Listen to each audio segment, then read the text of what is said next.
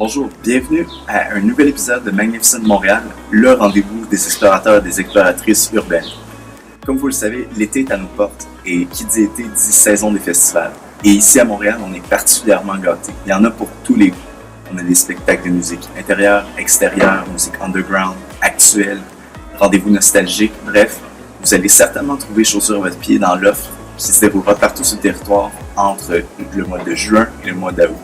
Dans la capsule d'aujourd'hui, on va faire une tournée des principaux festivals qui se dérouleront cet été et je vous donne mes 5 trucs pour survivre à la saison des festivals. Pour regarder Magnificent Montréal, ça commence maintenant.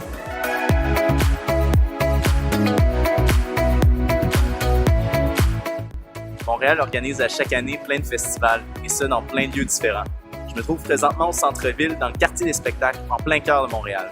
C'est ici qu'à chaque année, il y a plusieurs événements d'envergure, tels que les Franco de Montréal. C'est un des premiers festivals en tête de liste de l'été. Il se déroule du 14 juin au 22 juin et réunit toutes les grandes stars de la musique francophone actuelle québécoise et d'ailleurs. On a aussi un autre festival particulièrement renommé ici au centre-ville. Il y a le Festival international de jazz de Montréal, qui réunit la scène blues et jazz avec des artistes internationaux de renom qui viennent visiter à chaque année le centre-ville. Enfin, il y a le Festival Nuit d'Afrique qui se déroule durant le mois de juillet, qui réunit la musique africaine et caribéenne. Vous allez faire de multiples découvertes dans un cadre festif avec des gens de partout dans le monde. On va maintenant se déplacer du côté du parc Jean-Drapeau pour notre tournée des festivals. Suivez-moi, on roule!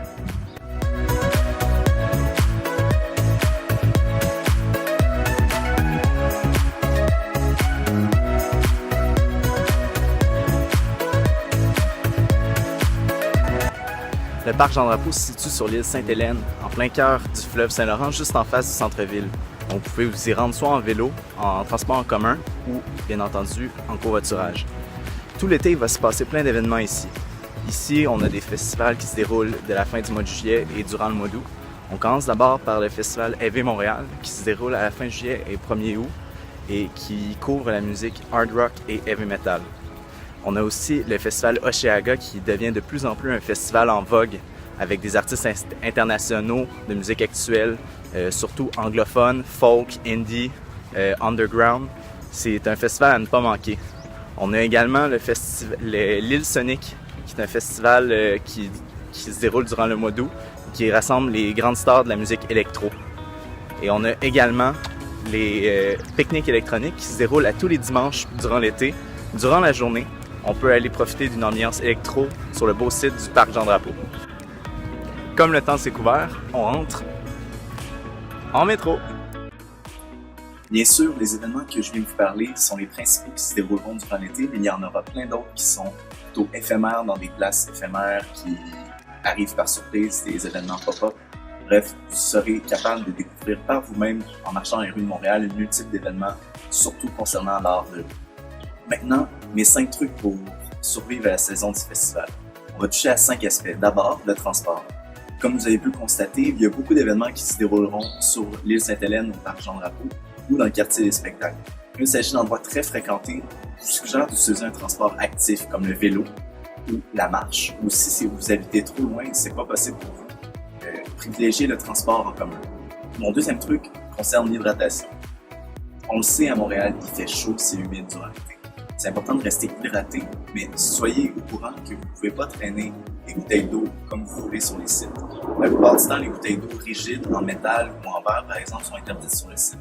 Donc, assurez-vous de traîner une bouteille d'eau en plastique souple ou du moins de boire beaucoup d'eau avant d'aller au festival.